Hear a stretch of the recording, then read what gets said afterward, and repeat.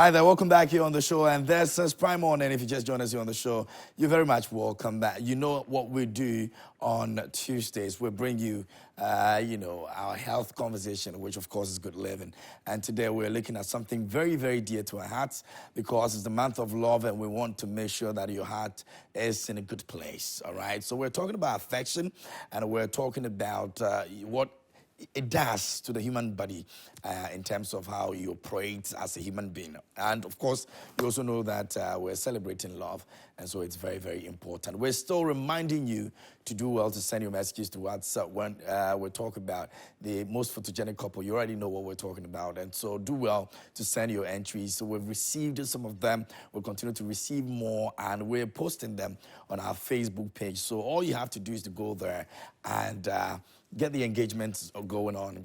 Tell your friends about it. The likes, the shares, the comments, all of that contributes to your chances of getting closer and closer to, being selected and also winning some prizes for yourself and your partner. This, love season. We love it. We love to laugh, all right? That's what it is. But our conversation this morning, we're looking at the health benefit that comes with showing affection. If you are in the capacity of sharing some interesting story with us here on the show, you can do so on our WhatsApp line. It's very active right now, so you can just go there and drop your message. Let us know what you think about the conversation, what, love has done for you, in terms of real life instances that you can possibly share with us here on the show. Tell us your story about it. Let us know what love, affection has been able to do for you. Okay, so to help us with the conversation this morning, Dr. E.A. Azusong is here. He's a psychiatrist and also clinical psychologist, and he's going to be helping us understand what it means, to show love and what benefit that comes with showing affection to people. So let me welcome him here, and then we'll move on. Doc, good morning. How are you doing? Everything good? Charlie, everything good. With the nice money small. The weather no they make with the with the show love purpose. So that be how we go. No, but we still have to. Charlie, we still have to show love, but Charlie, the weather there. Don't worry, we'll get past that stage. Yes. Great stuff. But good to have you here on the show, and thank you so much for making time for us.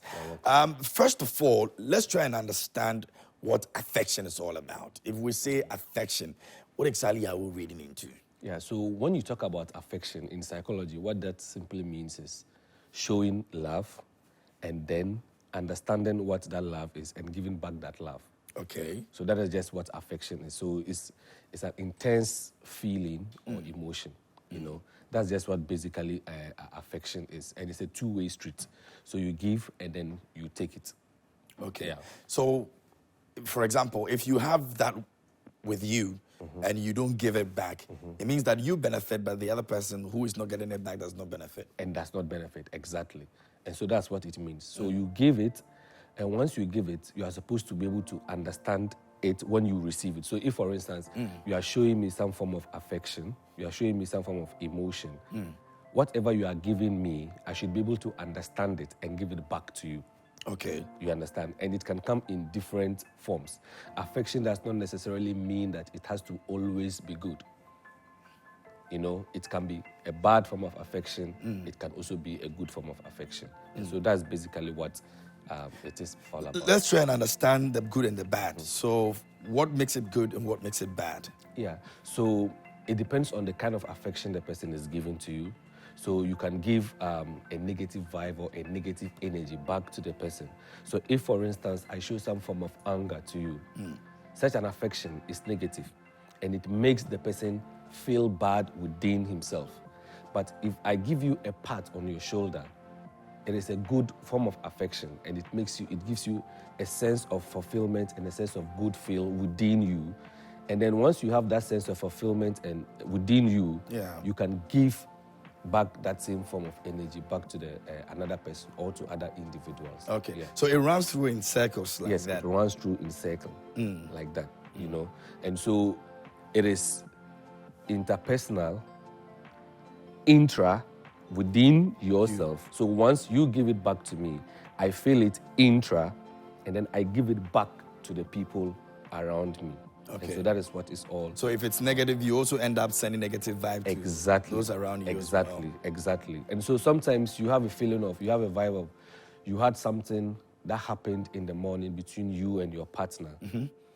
And then you come to work and everybody knows how KMD, everybody knows that this is how you are. But then today, all of a sudden, people can immediately tell from the look of your face that something is amiss. Yeah.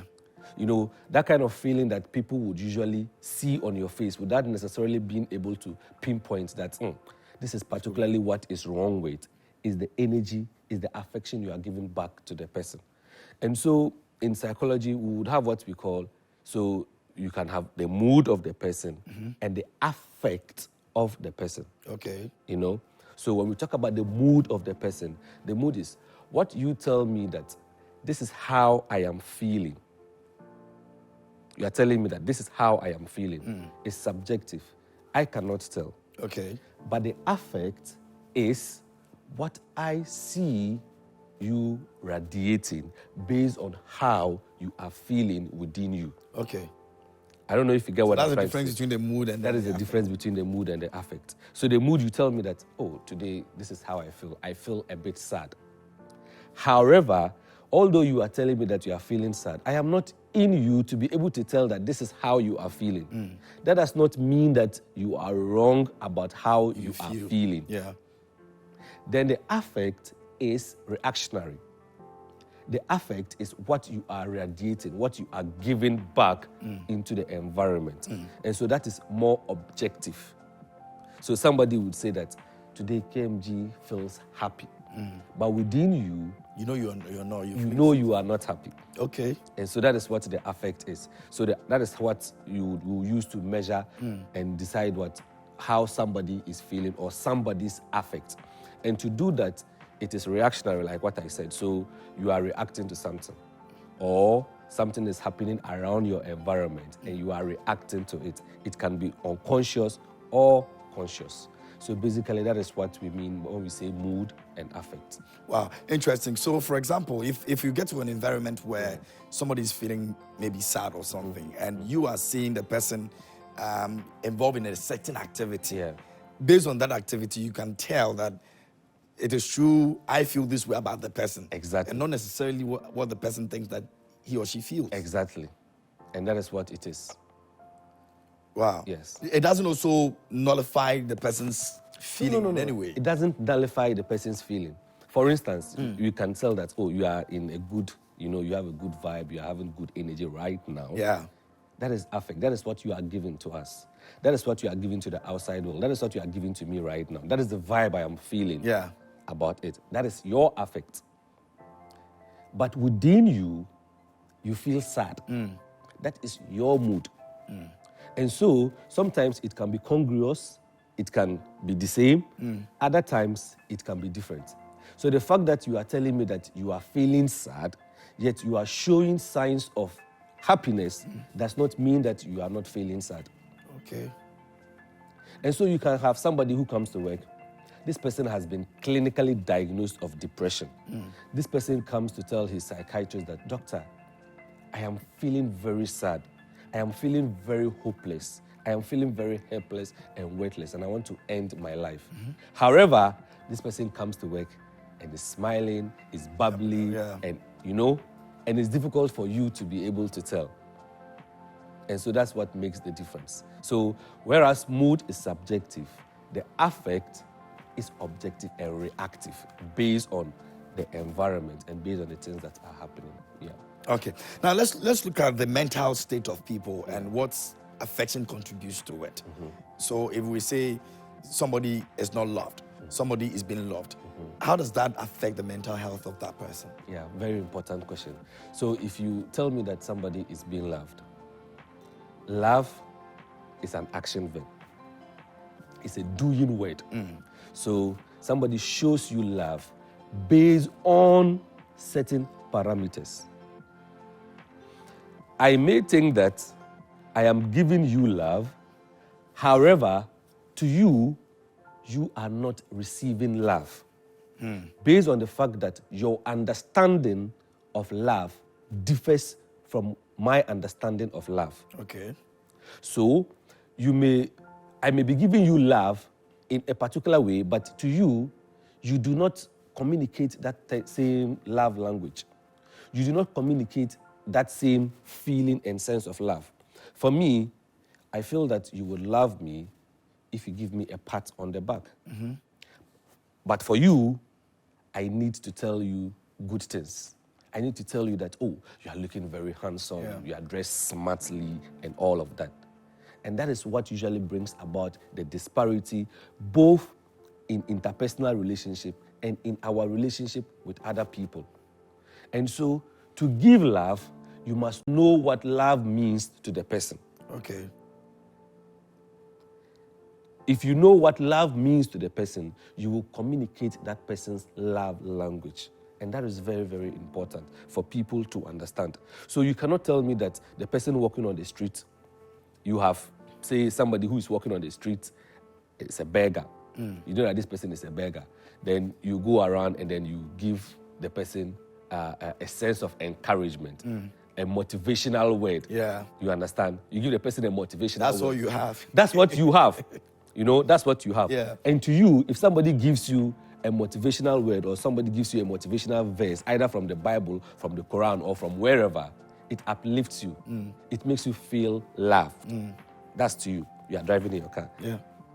But to the person walking on the street, that does not mean anything to the person. That does not mean the person is being loved. Maybe for that particular person, you need to give me something. Yeah. You need to give me a gift.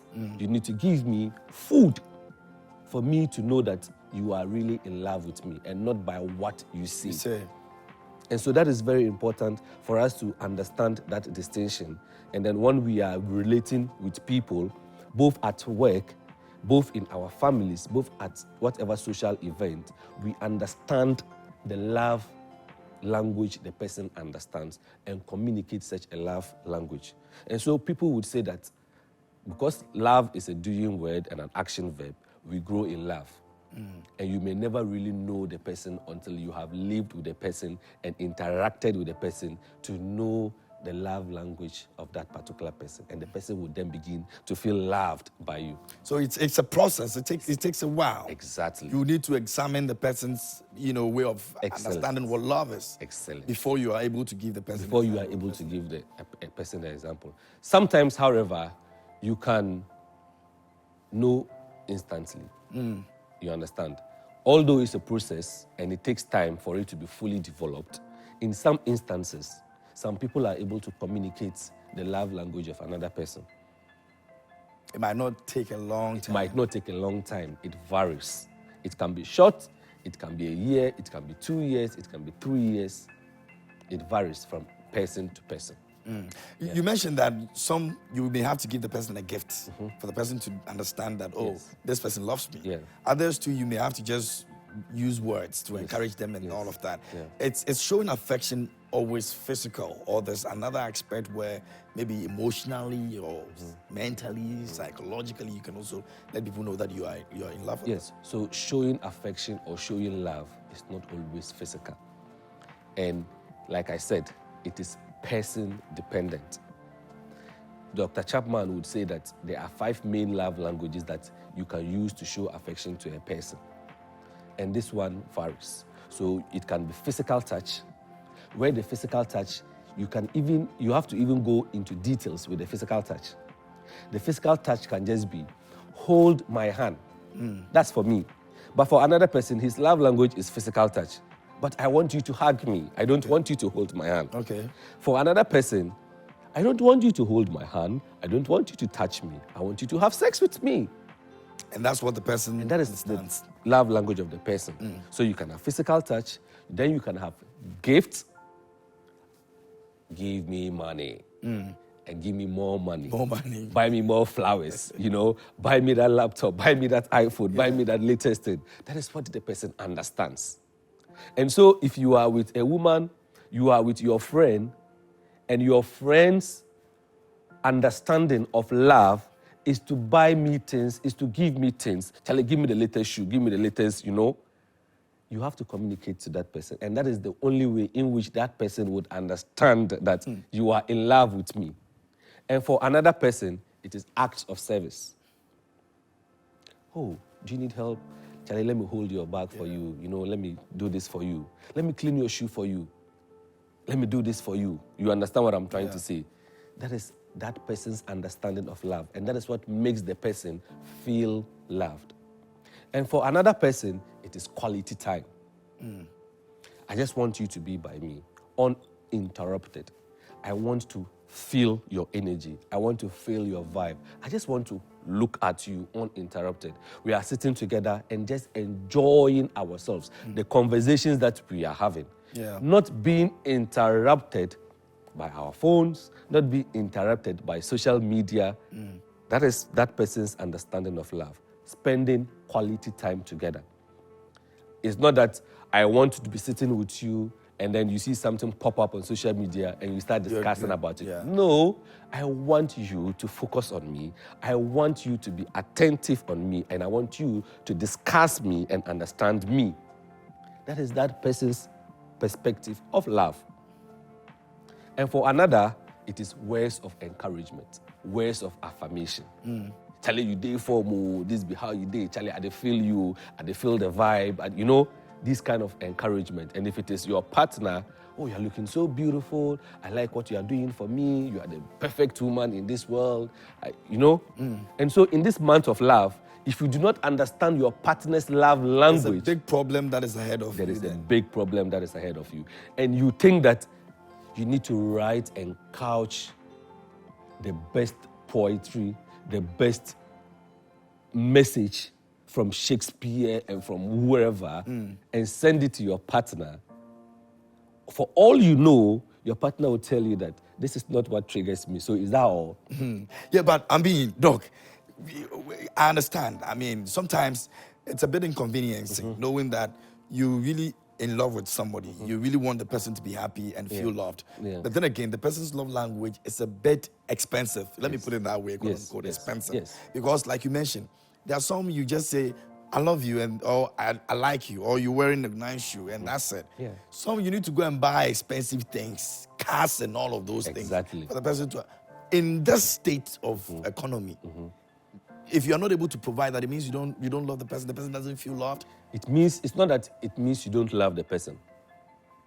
It means you can afford the person's love. You can the person does not feel your love.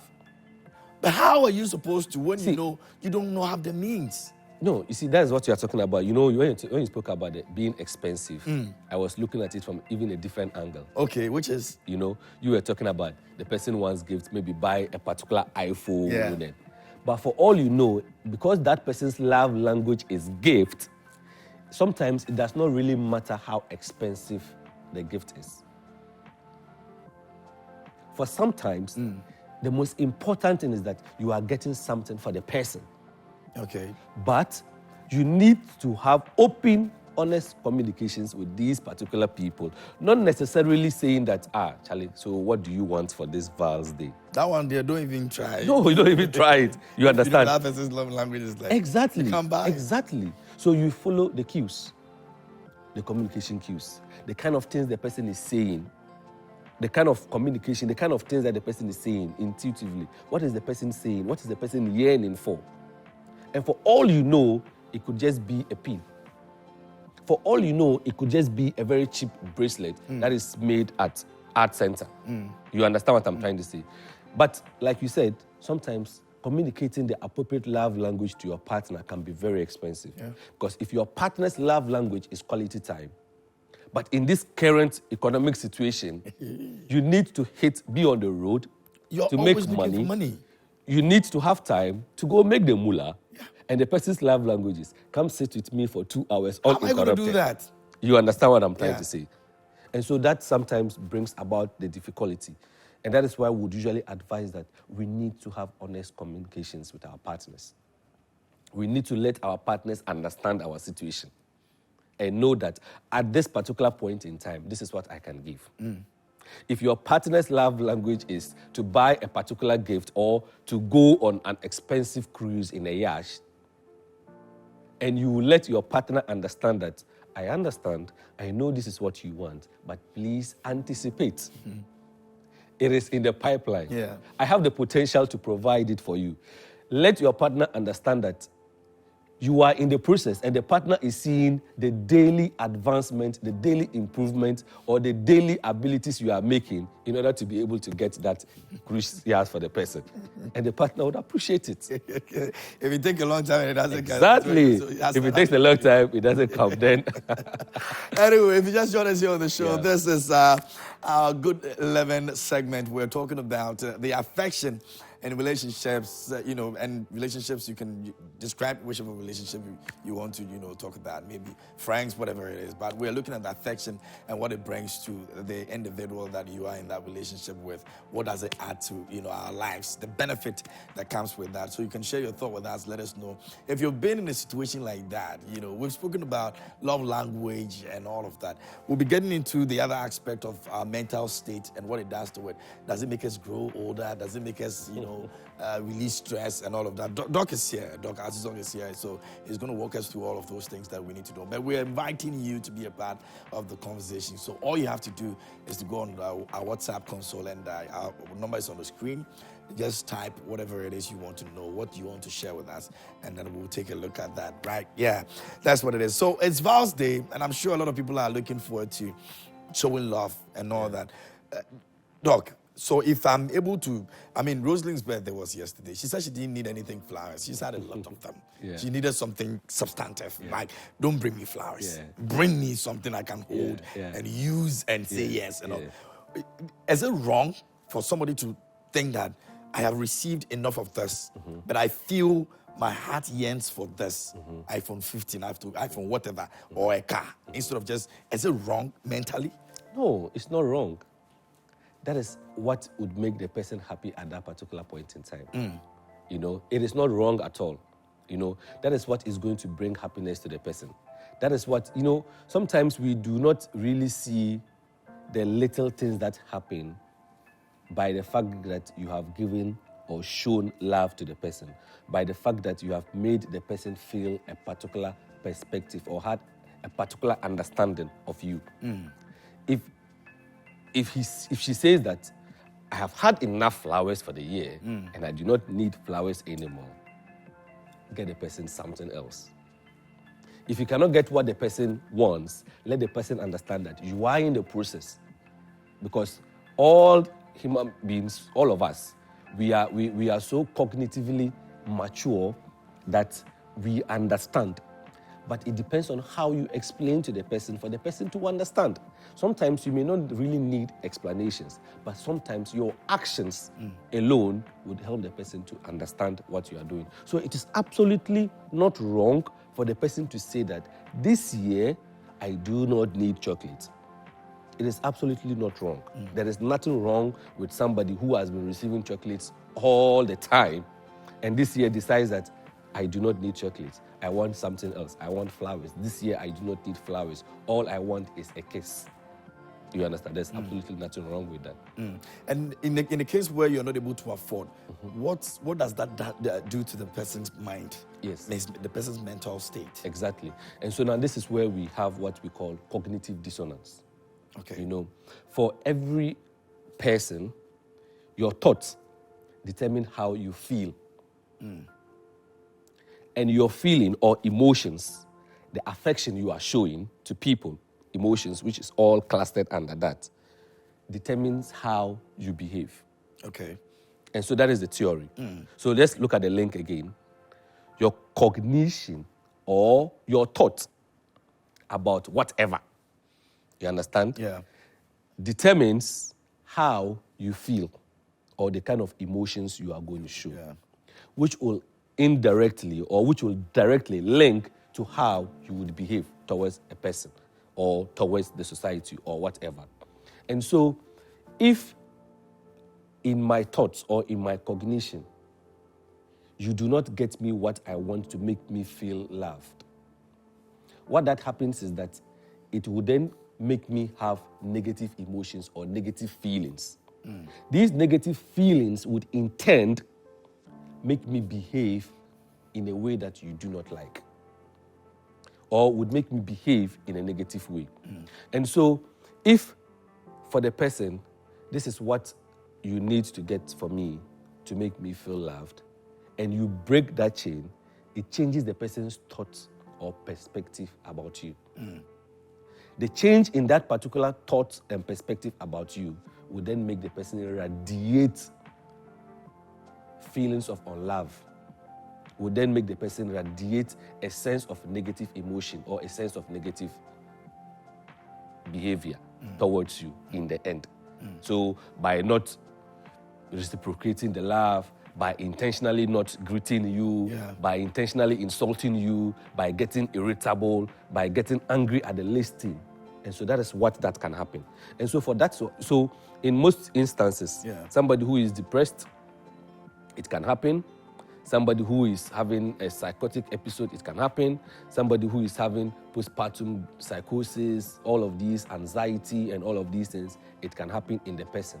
But if it is a one-off thing, it is sometimes a bit manageable.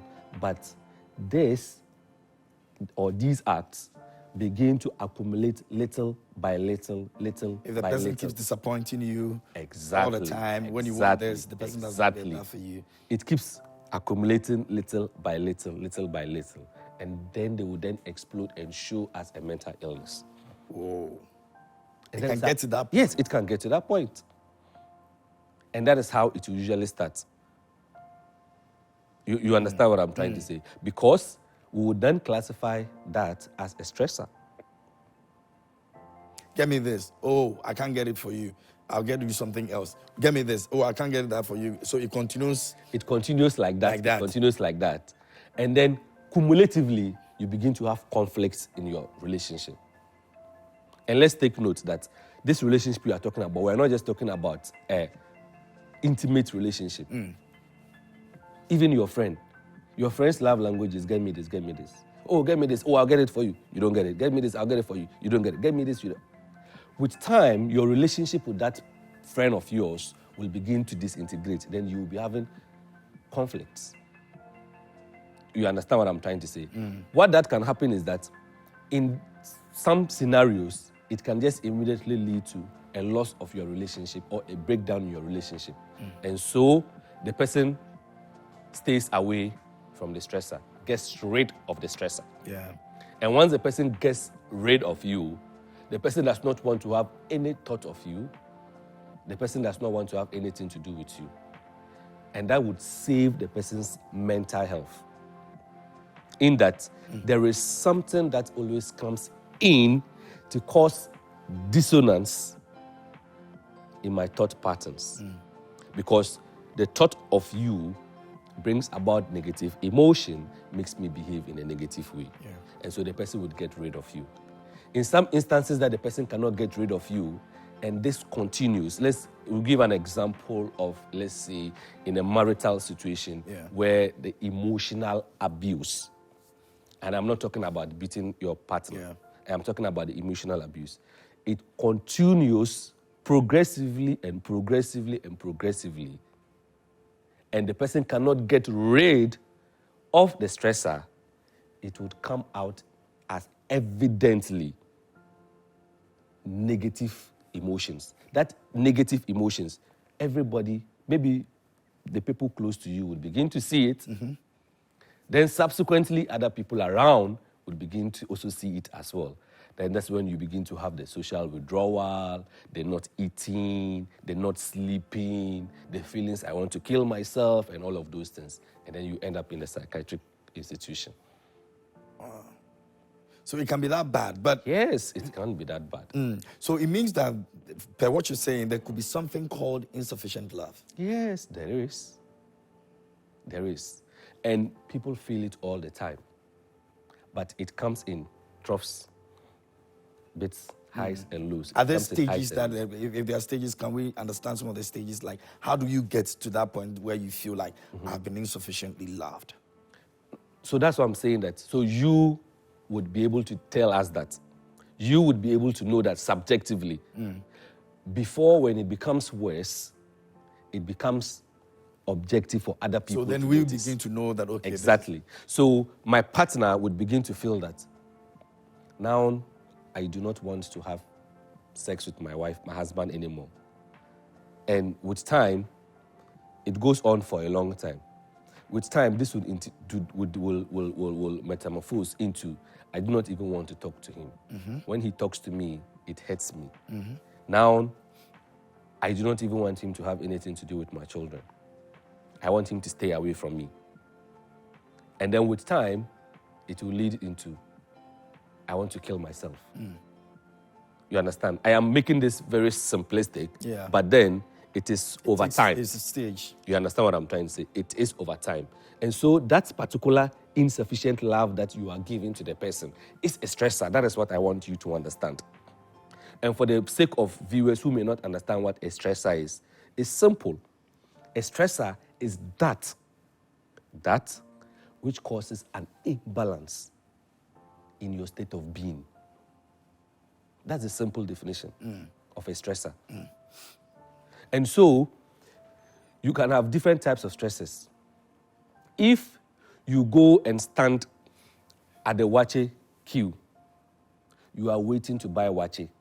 You know that, there is one person ahead of me. But this person all of a sudden is buying for 10 people. Because you anticipated that the person was going to buy one or two and leave, 10. that can be a stressor. You may not immediately notice that it is that particular incident that has added up to other stresses that is causing you to have a poor mental health state. But that particular one would cause a bit of an imbalance within you. Cumulatively, what we would then call chronic stresses, cumulatively would then cause certain very physical, and I mean physical, biochemical changes in your being, in your body. Really? Yes, really. That is what it is. You understand? And that is what science is about. The psychology of mental illnesses, the science of mental illnesses. So we call these ones chronic stresses. And there are people who get to that point. And there are people who get to that point. Every day you are coming in traffic and you are insulting people, somebody irritates you, somebody gets you angry, and all of these things. These cumulatively cause biochemical changes in certain chemicals, right? That we expect them to be released in a certain amount and in a certain amount and in a different chemicals would manifest into you showing a particular mental illness. Then we have the acute stresses. The acute stresses are short and they come and they hit you hard. So you lose your partner. It hits you hard. You understand? And so because it is hitting you so hard, it can cause a quick imbalance in the chemicals and will then tip you into you grieve and you are not grieving enough. You grieve and you are getting a maladaptive grief and can tip you into depression. That's an acute stressor. That people would usually be able to associate it with whatever is happening. But with the chronic stresses and the daily hassles, people are unable to really appreciate it because it has happened over a long period of time and it has happened for a year, for 2 years, for 3 years. But for all you know, that is what is causing you to have a poor mental health. I give you another example of a child who is living with whoever, but is being emotionally abused, is being maltreated for 10 years, for 11 years. This changes the internal state of the child. It changes certain chemicals in the child. And so by the time the child becomes like maybe 19, 20, I'm giving an example, the child would probably begin to hear voices talk to him. The child will probably begin to act in a particular way and can develop into a psychotic disorder or schizophrenia. But for all you know, it is the things that have happened and accumulated over the past 10 years that is now beginning to manifest into this. On the contrary, if you have a child who grew up in a stable and secure home with very secure relationship, who is showing who is being shown and being given love, such a person will develop a proper and a stable mental health. And once that child grows up, that child is able to radiate some form of energy. You understand what I'm trying to say? Exactly. Although I'm making this very simplistic, it is not as if... It doesn't just happen. It doesn't just happen like that. You understand? But it is over a period of time. And that is why it is important that love, and in this month of love, the love you show should not only be to your partner. The love you show should not only be to the opposite sex, but that love can be given to children and in your own children because it helps them develop a stable mental health. And so that is very important for us to take note of. Okay, so, Doc, I want you to explain this to me whilst I try and get some messages that we have. So if the person gets to that stage, right, like somebody has been unloved, he's been treated some way, and has gotten to a stage where the person has fallen into depression. Now, this person is getting to the worst part of it, which is the mental aspect that you spoke about. If the person now begins to get those love back, I mean, slowly, can that person reverse the situation or wherever the person has gotten to, or it may have to end wherever it has to end? Yes. So that is very important and a very good question for listeners to understand. Sometimes if the person begins to get that love, slowly the person goes back to his normal state. Okay. In other situations, you may need help. You may need the help of a psychologist to help you slowly receive that love. Because now the person may be receiving the love but will not understand that it is love. That's also another problem. That is also another problem. And here is where psychologists and mental health professionals come in. To teach you to understand that what is being given to you is love. You understand? And that is why it is very important that we take our mental health seriously. And so if you are going to see a clinical psychologist, does not mean that evidently you are removing your clothes and roaming on the street. No. It can be as simple as because you have lost somebody significant in your life, which is an acute stressor that has hit you, you need to see this clinical psychologist that would help you alone to even grieve, to help you to cry. And then once you finish crying, the clinical psychologist will help you to come back to where you were. Because this would prevent long-term sequelae of mental illnesses. Let me get some messages and I'll come back to ask if there are people who have been, who have not received a lot of love and they've gotten mad before. I don't know how, but you help us understand that. Let me read some of the messages that we have. This one says, good morning. Please ask doctor to mention some few signs that can be seen from your partner to show that she loves you most. And I'm sure the key word over here is most. On this month of love, there is only one person who makes me feel happy. Always bring joy to me. She understands me. I owe her a lot of gratitude. She's everything. She's my everything. Erica is her name. Maxwell from Pandai sent in that one. What are some of the things people do that will make you feel like you're the only person they love or they love you the most? Exactly. And this is the subjectivity that we're talking about. And this is dependent on the person that is receiving the love. So it is not as if it is cast in stone and generic that I need to give you something, I need to tell you something for you to know that I love you. You understand what I'm trying to say? It is person dependent. And so let's not look at it like it is a cup that fits all.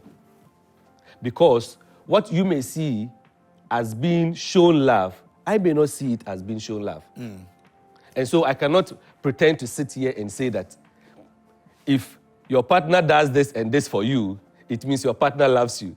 If your partner does this and this for you, it means your partner doesn't love you. It's person dependent, and we have to understand that very well. Okay, so maybe you should let us know what some of the things she does for you that makes you, or you do that makes her give you that love back, that, oh, this person loves me the most or does not love me the most. Then we'll be able to understand you better. This one says, what do I do if my husband doesn't show any affection to me? So, if your husband doesn't show any affection, this particular person, for instance, I would have to understand what this person means by affection. Okay. You know, if Yeah. you say that the person doesn't show affection, does it mean that the person doesn't give you any words of encouragement? The person doesn't give you any gifts? The person doesn't do any acts of service for you?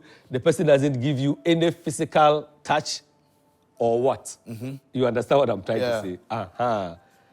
But if you feel that your partner is not showing you any form of love, if you feel though strongly, the first thing to do is to sit your partner down and let your partner understand how you feel.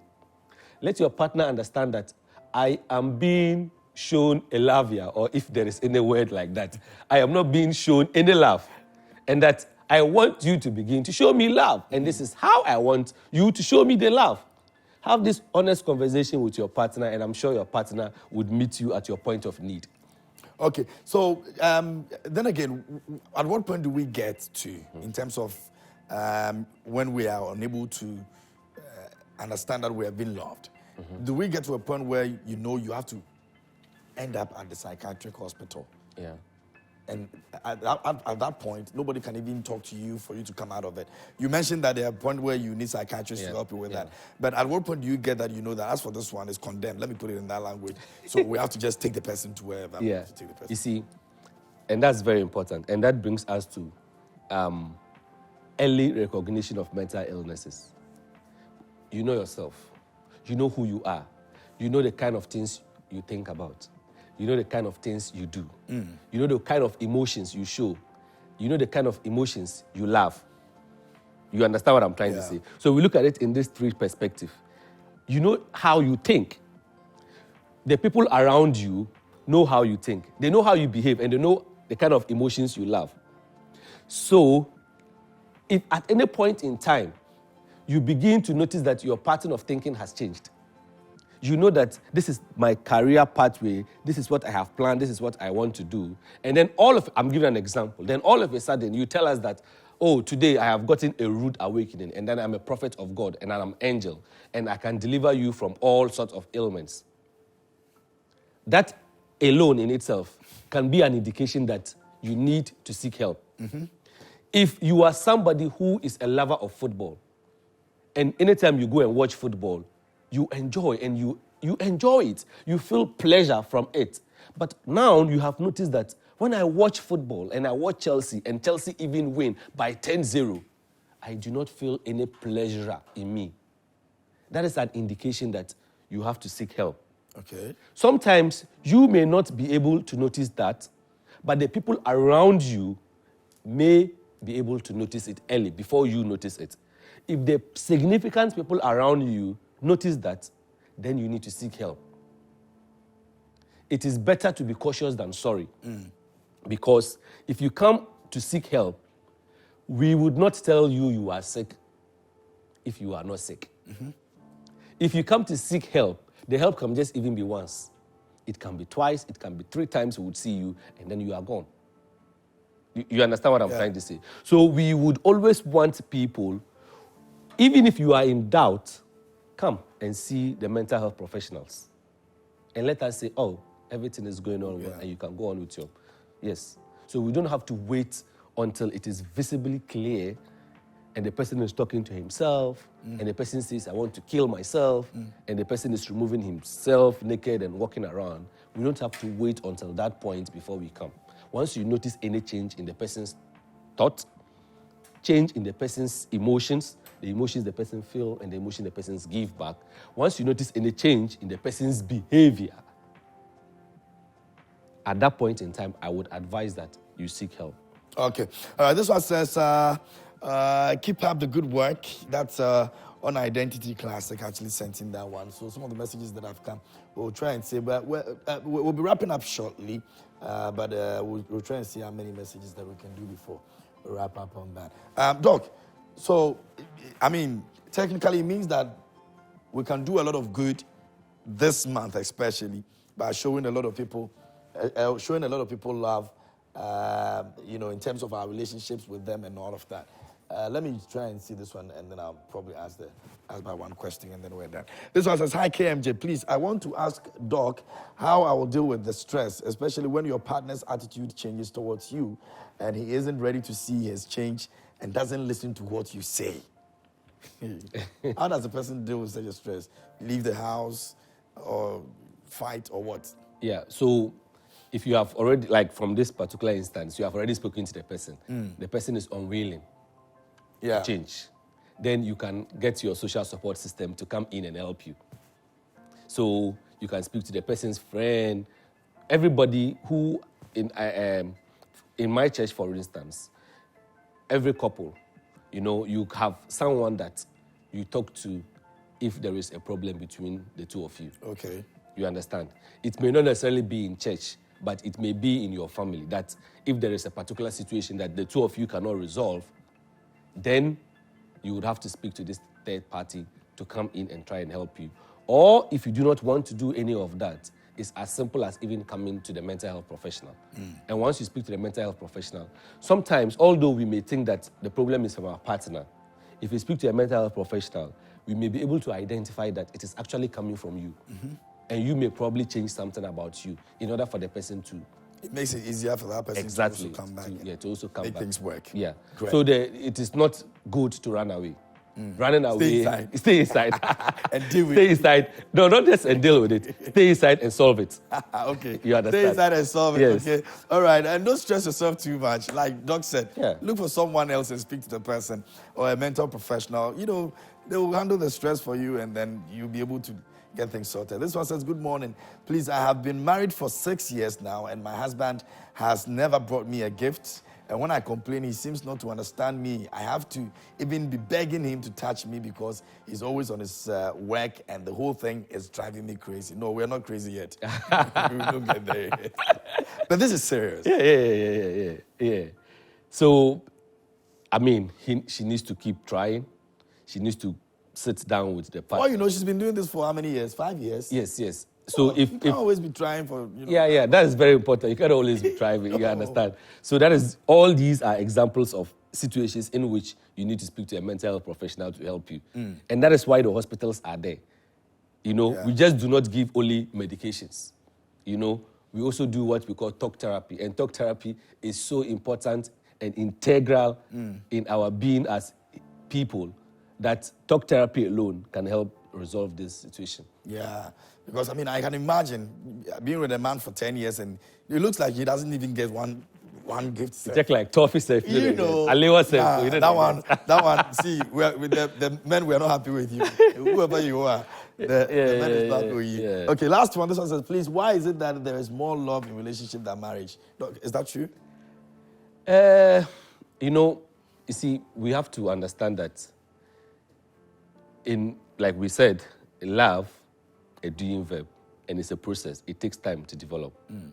If you are in love, sometimes people rush things. There is a very high increase in hormones, chemicals that what we call neurotransmitters, that make you very excited and happy, want to show emotions and all of these things. With time, just like the way you use your car, when you buy your car fresh, the way it runs, 5 years' time, it's not going to run the same way. And sometimes you may be losing your love fuel. And if you are losing your love fuel, it is important that you speak to professionals to help you regain that fuel, And there are varying reasons why it can happen like that. It can just be your monotonous way of doing things. You understand? And once you have this monotonous way of doing things, it begins not to excite you anymore. It can just be something that you are doing that is not working. You understand what I'm trying to say? And so it is important that you speak to a mental health professional to try and help you diagnose what the situation is. If your car after 5 years is not running the way it is, you don't keep quiet and keep driving the car until it breaks down, do you? No. You go to a mechanic to try and find the problem. Even sometimes you go to the mechanic and they can't find the problem. They tell you, go and see an electrician because we need to run some diagnostics on it. You understand? And so it will be difficult to give blunt advice to give this particular person when you have not spoken to somebody to help you find the diagnosis. You understand what I'm trying to say? Yeah. And in order to give you a solution. But, of course, that is how it is. When your love fuel or love tank is going down, you need to find a way to bring it up back. And there are varying ways of doing it. what may work for another person may not be what is supposed to work for another person. And so until you speak to someone, preferably a mental health professional, to help run that diagnostic system and come out with a proper solution for both of you, your laugh tank, if you are not careful, it will run empty and the engine would stop. And that's where we don't want to get to. And that is where we don't want to get this it. month of exactly. love. Doc, Yeah. thank you so much for making time for us this morning. We really appreciate you Yeah. for coming through and spending time with us here on the show. And of course, to you out there who sent in your messages as well, we appreciate it. Thank you so much for also making part, being a part of this conversation on good living. We're coming back with some more here on the show, and we've got some other conversations that we'll be bringing you. Dr. E.A. Azusong actually got, us understanding a few things about what exactly it is for us to do to make sure that we get ourselves, in a better frame of mind. That's especially